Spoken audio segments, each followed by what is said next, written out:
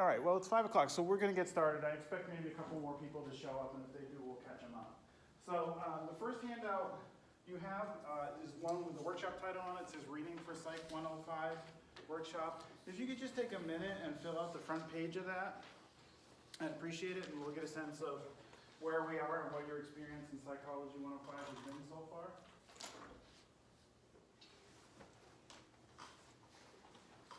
And if you've got a minute while you're waiting for other people to finish, we're going to be using some materials on my website. So if you want to go to ericround2.uneportfolio.org and then click on the Reading for Psychology 105 button, you will find yourself on the page we're going to use. All right. Can we just give a thumbs up, thumbs halfway, thumbs down for your experience in Psych 105 so far? Thumbs up, thumbs sideways, thumbs up, thumbs... Okay, so what's been great about Psych 105? I like the material. Like, I like learning about that. It's interesting, right? Yeah, it's Yeah. Okay, you had your thumbs up. What do you like about it? basically like the same thing. Okay. Anybody with something different? No? The professor kind of makes it easy to kind of comprehend some of that information. Okay. All right. How many different channels of information are there in the class? You just name one. The professor is a channel of information. What else is there? Brightspace? And what's in Brightspace? I don't have access to it, so. My professor just posts all the modules and the slideshows and note guides. So there's all kinds of supplemental information. Okay. What other channels of information are there? Book. The book. Okay. How's the book being used in your class? Read. You have to read. Everybody has to read? No, you don't have to read? No, she just told us to get it, and if we have questions, go to the book. Okay.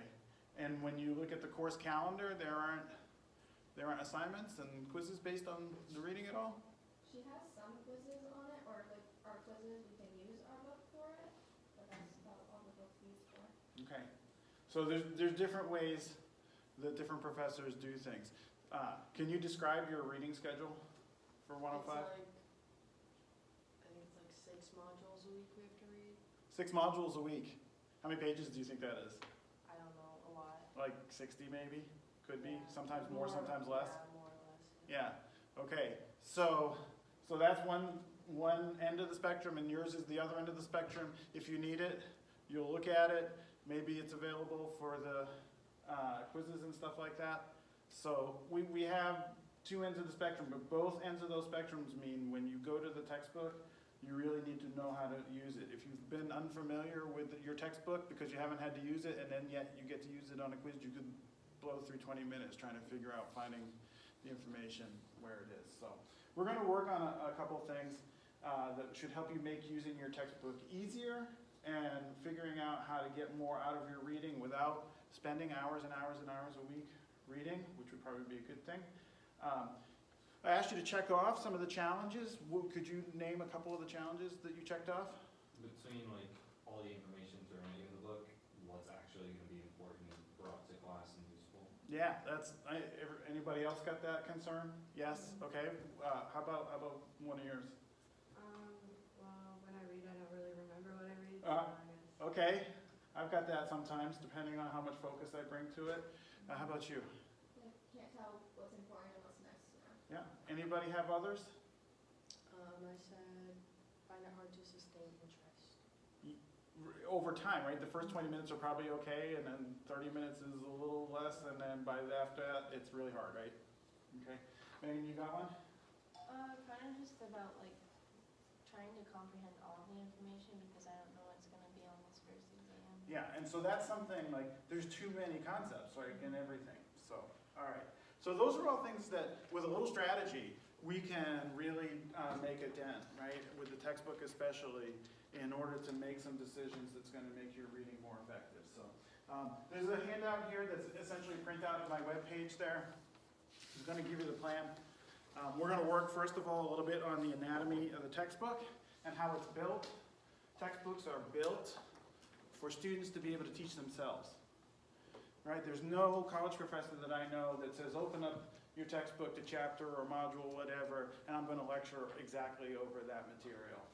right? And I'm gonna go through it in the order. It just doesn't happen, right? But textbook publishers know that, and the people who write them know that, and so they build in all kinds of features so the students can use them to teach themselves.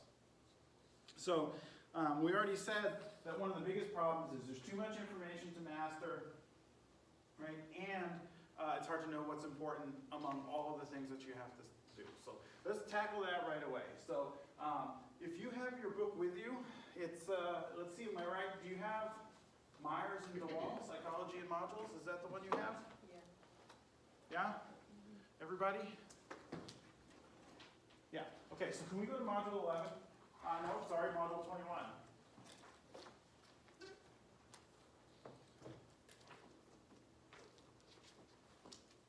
Looks something like this.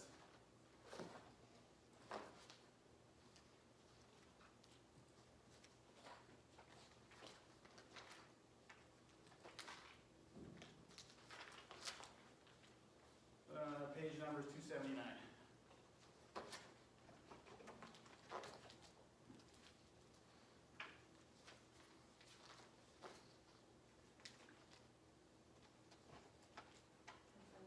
It's different. Which edition do you have?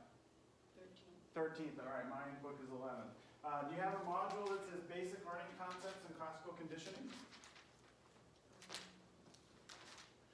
Table of contents will give you the answer real fast.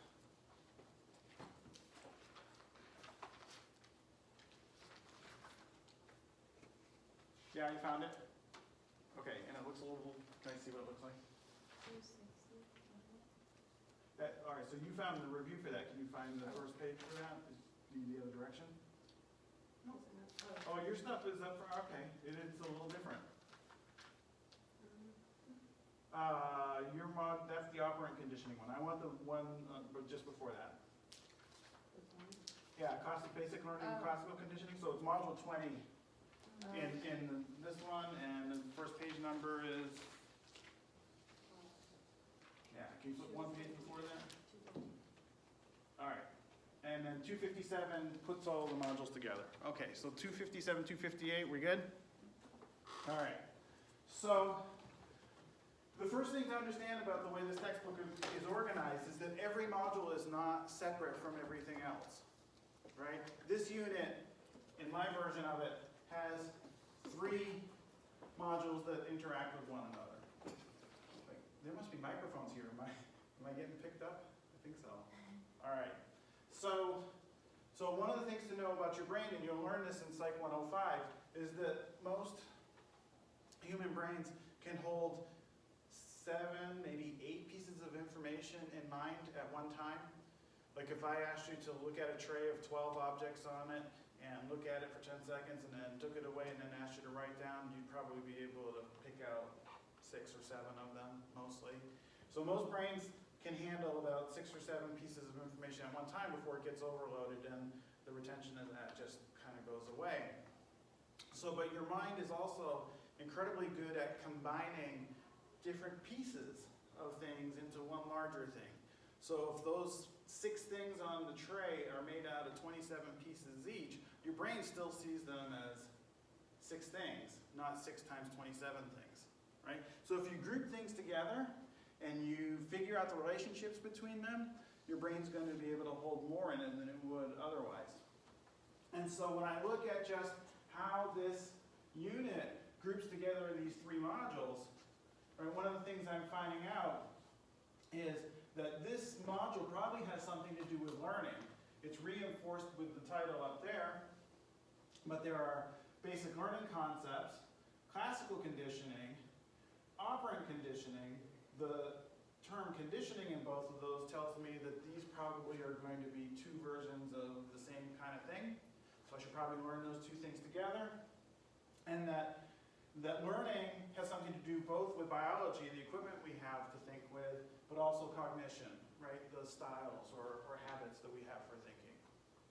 So just by looking at the most important headers on these pages, we're starting to make some decisions about how we're going to organize this material into smaller chunks that add up into bigger chunks. And we're going to be able to, every time we pull out a bigger chunk, remember all of those smaller chunks. And it's the same way works the other way too.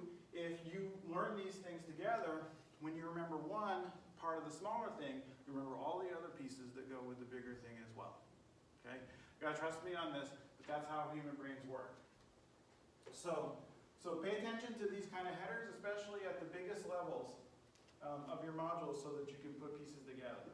But more important even than that, let's see if I get it right, yeah, is somewhere near the end of your chapter, there's going to be something called the learning objectives. Sometimes they're learning outcomes. Those are here. And you'll also notice terms and concepts to remember. Probably all of you gave an enthusiastic response to, I don't know what's important and what's not important, and what's nice to know, right? So most textbooks will actually tell you exactly what you need to know out of the chapter and what the points of the chapter are. So if you look at this one, how many things do you have to learn in this chapter?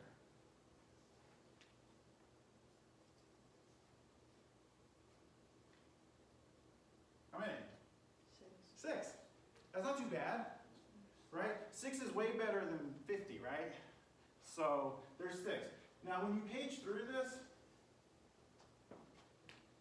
right, and if you just kind of did what most people do when they first start reading, and you just started reading at paragraph 1 and then you moved to paragraph 2, right, and then you just kept going, you would look at this and you would say, wow, there's a lot of words there.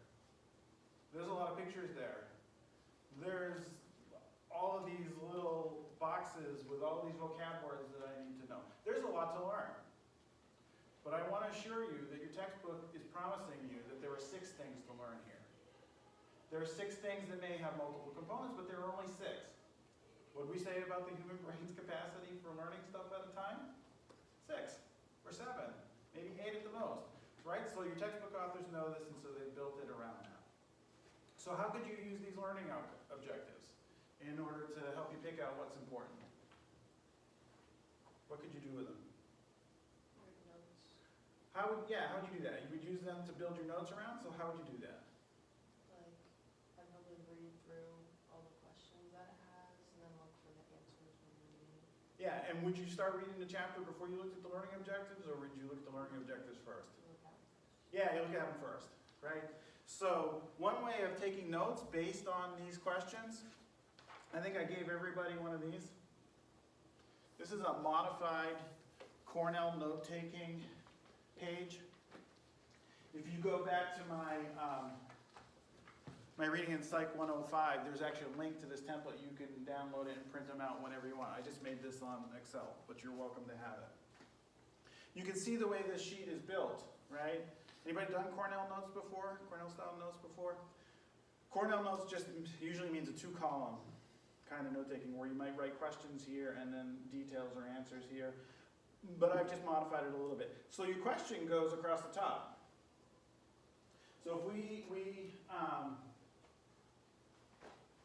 look at like learning objective 4, in classical conditioning, what are the processes of acquisition, extinction, spontaneous recovery, generalization, and discrimination? I would write that across the top. Then I would go to the section within the chapter, right, and this textbook actually labels it for you, tells you what page to go to, and I would start taking kind of detailed notes in this rectangle here.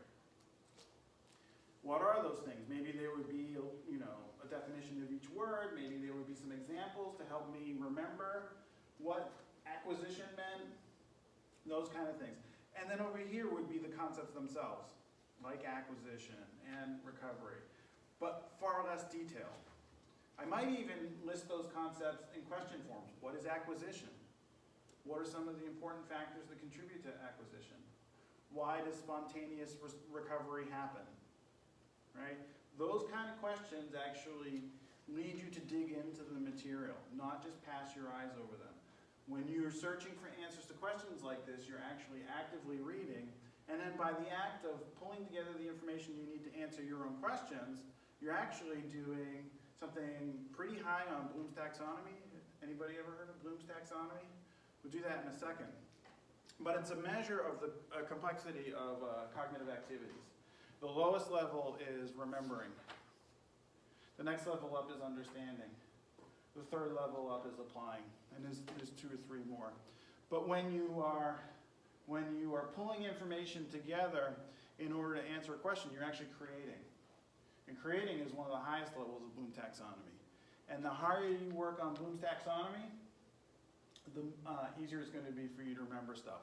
The more your neural networks are working together to pull this information in a way. Your brain remembers the stuff that it uses, it forgets the stuff that just, doesn't have an application beyond tomorrow's quiz. Okay? So, you could use these learning outcomes, right? Maybe 1 sheet for each learning outcome. All right. So, after a while in your class, you can look at learning outcomes and you figure out your professor and what they care about and what they think is interesting about the stuff that they're assigning to you. And then you can look at these learning outcomes and maybe decide some of them are more important than others. This act of ranking, choosing which is more important, and using what you know about your professor, it's hard in the first couple weeks. Might be hard in the first month to tell what's important to your professor, but you take a quiz or 2, right? You listen to what they emphasize in lecture, and pretty soon you'll be able to tell what they think is important and the kinds of things they think important, and then you can make choices. This act of ranking is 3 or 4 on Bloom's taxonomy. It's 2 steps above the simplest of remembering. So again, by using this idea of ranking these learning outcomes and deciding which ones are the most important ones, you can decide how much time to spend both in your reading, right, and how much attention you give to that segment in the chapter. You're probably going to want to skim over everything, right? But you might want to stop and read and work to understand a couple paragraphs here and there, and maybe another couple paragraphs here and there, right? But using that judgment is going to give your brain really good touches on the material so that when it comes time to either use it in class discussion or pull it up for a quiz or an exam, you're going to be able to do that. So if I look here at 21-5, it says, why does Pavlov's work remain so important? Okay, so the word important suggests that it's important, but it's important, I think, in the history of psychology. Anybody really interested in the history of psychology? Okay. Is it very clear to you yet that any of your professors are really interested in the history of psychology? Yeah, really interested? They're not, right? So probably you can work really lightly on that one. Maybe you find that information, but I wouldn't work on grinding that into my head and making sure that I know that and how to use it. I would really probably spend more time on the basic components of classical conditioning, right? Or the process of acquisition, extinction, spontaneous recovery, generalization, and discrimination, right? So you can see, right, by making some choices informed by your experience in the class, you can decide when to read lightly and when to slow down and dig deeply. When you do that, everything becomes not equally important, right? And that means that at some points you're going to be picking up your speed, and at other points you'll be slowing down. If you had to guess the ratio between stuff you can kind of read fast and stuff where you'd have to slow down in a module, what would it be? 10%, 20%, 30%? You might have to read deeply, or is it more than that? Any guesses? There are 6 things and 10 pages worth of information. So what do you think?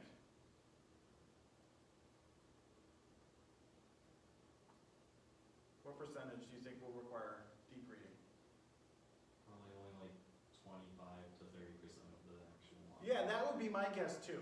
Like the absolute most would be 60%, right? Because there's 6 things to learn and there's 10 pages. But I don't think so, right? And what's your logic behind 25 to 30%?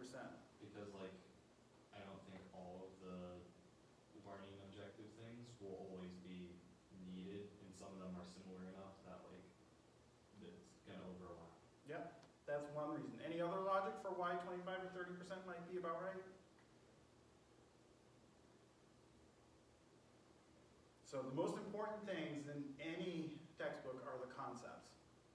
Like every one of these is based around concepts. Learning, behaviorism's view of learning, basic components of classical conditioning, all of those are concepts, right? They're ideas that are going to tell you something.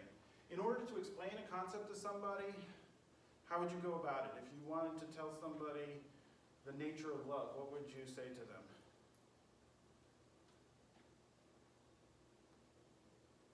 It's kind of like what?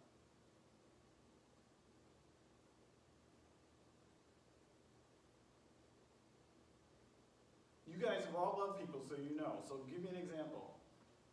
Like a relationship? Yeah, right? How about you? Being compassionate. Yeah, compassion. How about you? Respect. Respect. See how you're giving me both other concepts, but also you could build examples around that? Love based on respect might be applied to a parent or a teacher or somebody else, right, who's important in your life. You know, you talk about compassion, it might happen with other kinds of people that you could name, like, you know, a little brother or sister or a friend who's going through a tough time. You notice how as we start talking about love, we almost inevitably kind of lead into concrete examples based in life and our own experiences? Right. So if a chapter presents concepts, it's going to give you examples. Students often get lost in the examples, right? And along with the examples come explanations of the examples. This is how this example is an example of that concept. If you look here, I'm on the first page of the chapter. You look at this first paragraph. Can you guys, does yours say something like that one does? Can I just see first paragraph?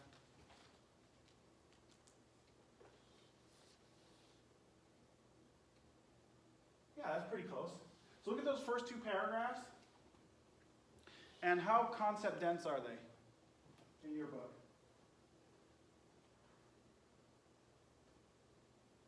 Are they concept light or are they concept dense?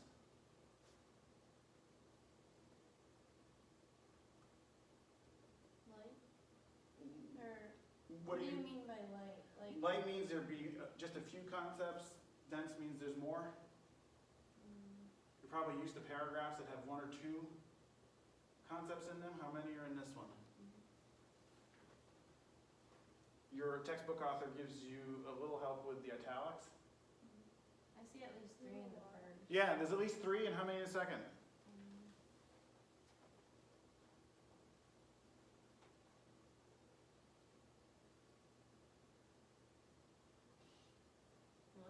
One. 1. Okay, so those 2 paragraphs, right, together they really set quite a bit of the conceptual agenda, right, for the chapter. This is the beginning of the overview of the chapter, right? Most chapters are going to start by giving you a sense of the big picture and then breaking it down into smaller ones. In my version of the text, they start with learning, right, and then they give you classical conditioning, and then they give you a bunch of definitions about stimulus and response and those kind of things. And then they leave everything other than classical conditioning to the next module. Right? And so what that means is that if the conceptual material is signaled in the overview, and there's really 4 or 5 important ideas there, like those should be the ones that you're going to focus your attention on. If you look here, these 3 bullet points, and maybe they're not in your book, or maybe they're on a different page in your book, but here it says, learned association, that's a concept, often operates subtly. And then there are 3 examples. Give people a red pen, right, and they'll spot more errors and give lower grades, so you don't want your writing instructor to be marking in red pen. When voting, people are more likely to support taxes to aid education if they're assigned voting places in a school. Huh, interesting. Right, so but these are examples. Examples are designed in these textbooks to be as obvious as they can be. Do you need 3 examples to learn learned association? You might not. Right? If you've heard this before, or the concept makes intuitive sense to you, and you kind of glance at these examples, you don't have to read them carefully. You might want to remember one of them as a cue to remember what learned association is, but you probably don't need all 3 of them. Now, if it's a brand new concept for you, you've never heard any of this stuff before, you might need 2 of them. Or maybe you need 3 of them, right? But depending on your circumstances, you might be able to read this a lot more lightly. Okay, So we've gone some ways, right, into kind of how do you distinguish what's important from what's less important. And we started with the anatomy in the textbook. Those learning objectives and those concept lists are your biggest cues for what's important in a chapter. I promise you, if you do the reading before you go to class, those words will come up, right, in the context of the lecture, probably in a different circumstance. If you don't know those words, it makes the lecture harder to understand.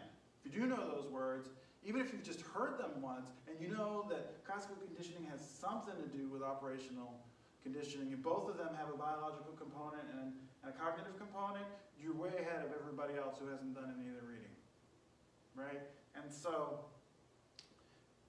there are going to be some days where you can't do the reading before you got to go to class.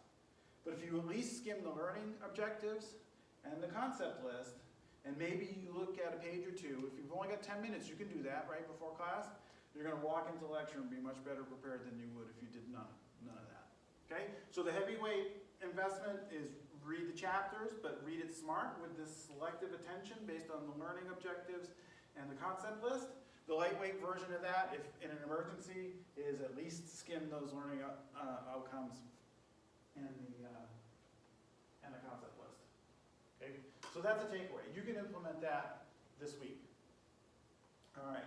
I wanted to show you one other thing. Are there any questions about before we go on, about how to use this sheet? Right? Let me tell you one more thing before we do the next thing. So if you write your questions, you take the details here, and then you write concept-based questions over here. When it comes time to study, right, you're going to answer the big question here on the bottom. When it comes time to study, if you cover up the answer part of this, you have a built-in study guide. You can quiz yourself, right? You can test yourself. And how many people know what it takes to remember something? How many times passing over it, working with it, do you need to get it into your brain and have it pass into long-term memory and be able to work with it? Any ideas? Once enough? No, so even if you read and you're working through some of the examples and you're trying to, make connections between some of the concepts and you're kind of working them together, you might still need additional touches on the material, right, in order to remember it. So this is a good way. You sit there with a partner, right, and hear your questions over here, and they ask you, so, how does operant conditioning work? Or what are the phases of classical conditioning? And you try to recite it to them. You try to teach it to them. You define the concept, you give examples, you explain related concepts, you do all that you can, and your partner can judge whether your answer is correct based on the quality of your notes. You do that, and one, it makes studying social, which is better for most people, right? And it works for both the person being quizzed and the person doing the quizzing. Because both of you have to make judgments about the quality of the answer. And of course you take turns and swap roles, right, as you're doing that. So, highly recommended form of note-taking here, because it also builds your study guide. So, your textbook, it actually has at the very beginning of it, how to use this textbook that tells you a lot of the things that I'm talking about right now. But also built into your textbook are these nifty little things. Does your version of it have these little retrieval practice questions built in? Yeah? Can everybody see them? Can you read one of them out loud? Yeah, why are habits such as having sweet with the cup of coffee so hard to break? Okay, so that's the same one that's up there. This one comes right at the end of the overview part of the chapter. Right? How do I know it's the end of the overview part of the chapter? Let's look more closely now at classical conditioning. That sentence tells me, I've given you the overview, now we're zooming in detail into something more. So I know I'm at the end of the overview, and that's probably why they put in the retrieval practice there. If you want to remember stuff for a quiz or a test, or to apply it in a demonstration or a discussion or whatever, you have to practice retrieving it. The things that you're good at, whether they're sports or music or art or dance or whatever the things things are that you do, you've had incredible amounts of retrieval practice to pull out both the knowledge that you need to do those things and then probably the physical skills that you need to do those things, right? You think about the hours that go into becoming really good at an activity like one of those. So here they're actually offering you pretty high level on Bloom's taxonomy. And you remember, remembering is the lowest level of Bloom's, understanding, and guess what? All this comes out of psychology, right? Bloom was a psychologist. Understanding is the next level, application is the next level, and then, you know, you can stack them any way you want, but analysis, critique or judgment, and creation are the highest levels of Bloom taxonomy. This is actually why are habits, such as having something sweet with that cup of coffee, so hard to break. Here you have to remember important terms, right? You have to understand them. You have to connect them together to create an explanation for something that connects the concepts to a real world situation. Like that is an incredibly robust way to work on understanding and retrieving this information. And it's super lightweight. If you flip this upside down and you look at what the answer is, can you read the answer? We don't have the word. Oh, you don't have the answer in yours? It's in, This one in the says, front. It's in the way back of the textbook. yeah, well, mine's right here. And I thought this was a pretty weak answer. I had a better answer in my mind when I looked at this. This one says, habits form when we repeat behaviors in a given context, and as a result, learn associations, often without our awareness. For example, so there's a conceptual answer to the question first, and then an example to clarify. If you ever have short answer and short response, where you have to compose an answer to a question, this is a good model for it. Conceptual answer, then examples to support it. For example, we may have eaten a sweet pastry with a cup of coffee often enough to associate, using a key term, the flavor of the coffee with the treat so that the cup of coffee alone just doesn't taste right anymore. Okay, so that's an example. It pulls together keywords, concepts, forces you to develop an example, right, and it's actually putting pressure on your brain, right, to do that. And they are spaced strategically throughout the chapter. And when you do those, here's retrieval practice. They get a little bit more specific, but it's the same kind of thing. If the aroma of a baking cake sets your mouth to watering, what is the US, the CS, the CR? By then they've not only expected you to learn some terms like conditioned stimulus and conditioned response, they actually expect you to remember them using the abbreviation. Right? So they're actually making the task a little bit harder for you so that you have to do that effortful thing in order to learn the material. So the really interesting thing about the way the textbook works is that it wants you to learn from it, right? And it's giving you all the tools that you need. I'll show you one more thing about your textbook, and then I want to show you something about how to annotate, how to mark up your text. So tell me, we saw these things, right? At the end of the not the module, but at the end of the unit, remember there were 3 modules in this unit? There's a test that you can take. So this one, learning is defined as the process of acquiring through experience new and relatively enduring blank or blank. Pretty lightweight stuff. But if by the end of 3 chapters, right, that fit together, you can't quite remember those things, that's probably a sign that that's something to go back and check on. What's the basic definition of learning? You won't have to go back to your textbook because you're going to have good notes, right, on that. Cornell-style notes maybe, or some other kind of notes. But this testing yourself, like one of the things that's really easy, not just for beginning undergraduates, but for all people who learn something, is we overestimate our mastery of material. As soon as we can remember stuff and recognize it, we feel like we've learned it. I can recognize the grip of a curveball. Have I learned it? Can I throw one? I've managed to make the ball curve once. I can do it with a golf club, intentionally, which is good. I can't do it with my hands. So I haven't learned that, right? But I think I know something about that. I don't, right? So these tests actually give you a measure of your mastery. And they tell you where you need to spend so that you're not studying everything equally. You just want to spend the time on the stuff that you don't know. All right.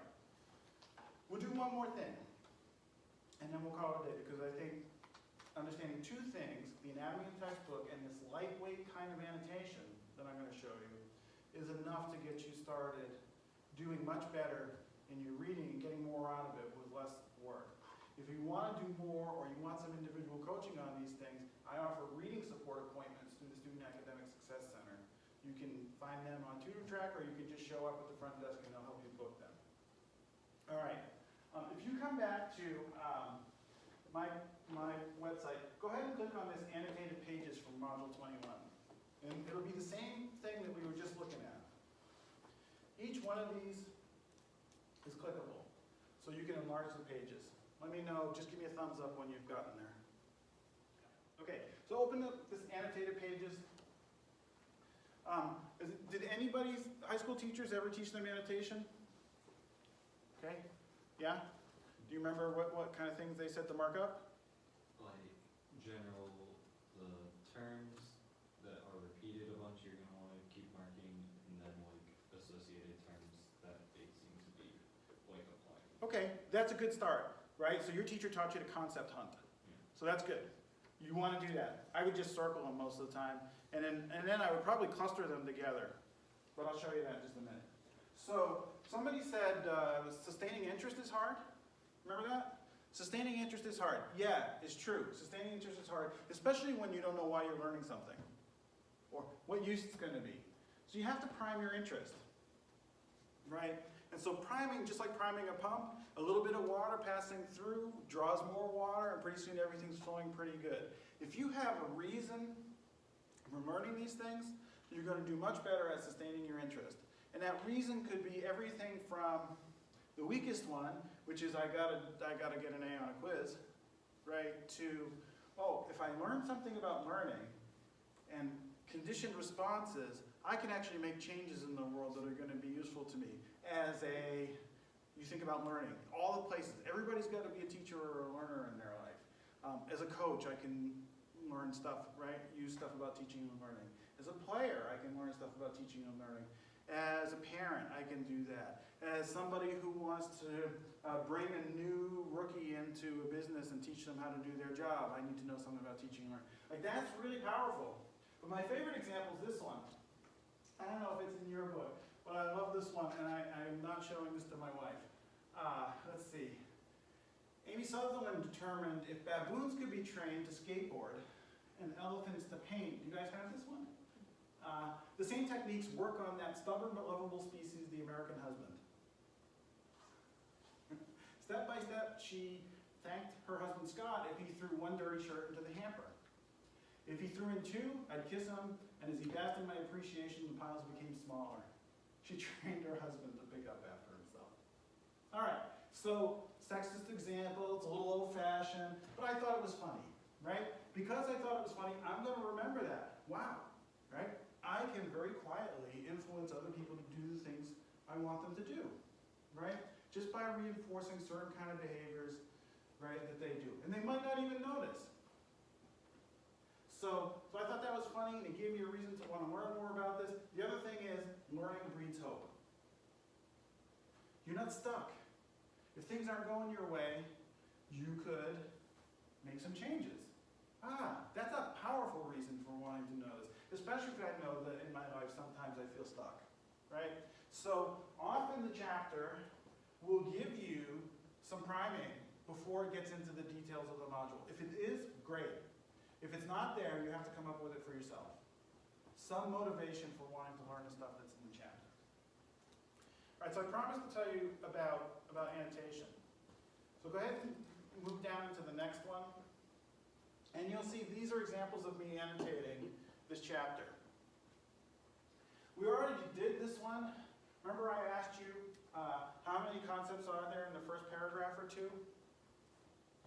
Okay, so as I'm annotating, I'm looking for those concept-dense paragraphs. And I know that's where I need to slow down, and that's where I need to do my work, right? So look, I put an exclamation point by that. That's my signal for, you gotta learn this.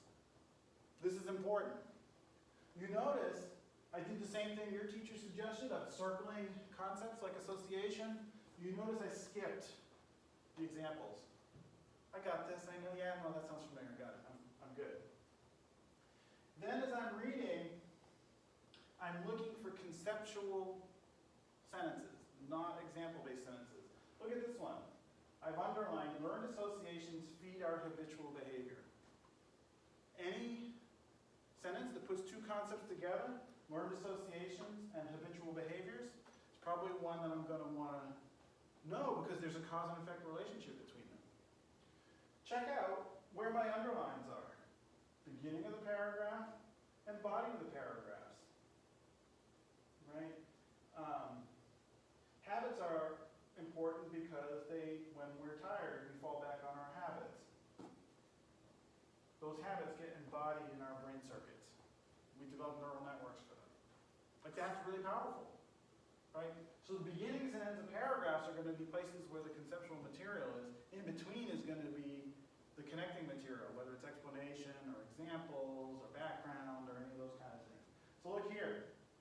How long does it take to form such a habit? That question is designed to get me to skim until I find the answer. On average, behaviors become habitual about 66 days. This is really lightweight annotation. You're not going through here and moving back and forth between the text and even those Cornell notes. You'll do the Cornell notes after the first quick read of this piece where you're going to map out what's important and what's less important. You're going to mark the stuff, then come back and understand it. Because then you're only focusing your attention on the stuff that really deserves it. A couple other examples of my annotations. Look at this. I circle classical conditioning. I also circle operant conditioning. Right? And when I look at them, if I'm a visual learner, I don't actually need the text. Right? The visual example should tell me what I need to know about those two things. If I'm not a visual learner, if I'm a verbal learner and I like words, then I can say, hey, can I explain these visuals? If I can explain these visuals, I've learned this material. So one of the things that I'm doing here is I'm calling attention to these so that I can come back and use them to test my understanding, right, or to practice my ability to explain it to somebody else. Okay. This paragraph, what does the exclamation point mean again? Important. Yeah, important, but in even more specific words, conceptually dense, which means this is the seed of other paragraphs. And if I learn the material in this paragraph, then I'm going to be able to be prepared, right, to understand further stuff. So far we've learned, look for the conceptually dense paragraphs, right, and give more attention to the beginnings and ends of paragraphs while you're skimming. They're going to be the power slots where the most important information is. All right, I'll do one more. All right. So I probably should have put an exclamation point right next to 21-4 here. Not because the paragraphs are conceptually dense, but because the learning objective is conceptually dense. Okay? And one of the things it looks like here is there are 5 things to learn: acquisition, extinction, spontaneous recovery, generalization, and discrimination. Anytime I can, I want to cluster materials together because why? Connections. And when you make connections, that does what for your brain? You're just thinking deeper, so you're thinking about other topics. Yeah, that's one thing, right? You're working higher on Bloom's taxonomy. What's the other thing I told you before? You can only remember 6 things at once. 5 comes pretty damn close to overloading your brain, right? So, but after a little bit of skimming through here, and you'll notice my note is down here, classical conditioning, right, the 5 most important concepts group into one set of 3 and one set of 2. So there's only 2 things to learn about classical conditioning if I put them together. Here, acquiring, extinguishing, and spontaneous recovery, those are 3 parts of the same thing. They might have different relationships to one another, but I can learn them together. And generalization and discrimination have nothing to do with them. It's something else that's down the road from it, but we don't need to learn them together. So I've turned 5 things into 2 to learn. Right? We want to do those kind of things. You see notes here also. about how I'm gonna use the material. This says learn these clusters separately. Don't put them together. Up there it says, if I can read and explain this diagram, I know these concepts. And abbreviations, neutral stimulation, unconditioned stimulation, unconditioned response. I'm making notes as I go about how I plan to use this textbook to study the material that I need in order to become ready for how I'm gonna use it in class. All right, so, that's enough, okay? This lightweight form of annotation, you're noticing concept depth, deep, dense material, right? You're working to cluster things into groups to learn it, and you're making decisions about where to read deeply and where to read lightly, okay? All right, so, last thing I'll ask you to do. Can you flip this first page I gave you over and fill that out?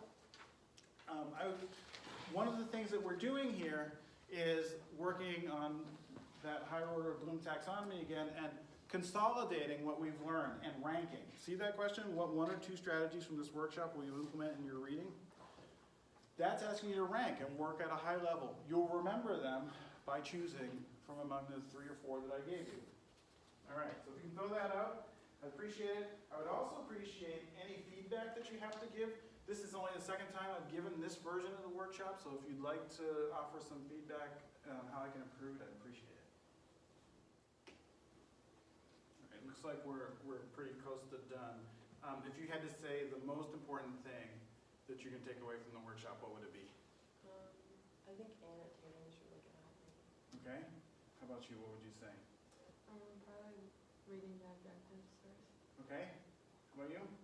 I'd have to say like finding the big concepts and focusing on those. Okay? Back there? Like going and looking at the learning objectives and key concepts first instead of diving right into the reading. Great. And how about you?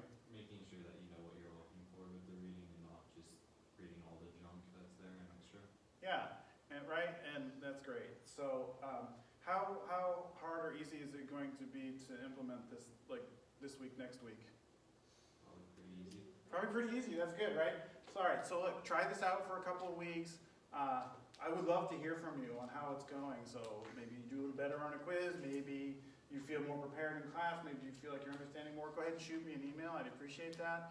But also, if you'd like some coaching on this, or you'd like to explore some of the other things that we could do to improve your reading skills, I'm happy to do that in a one-on-one. So, if you could leave your little surveys for me just on that end of that desk on your way out. Thank you very much for coming, and I hope you had a good experience, and hope to see you around.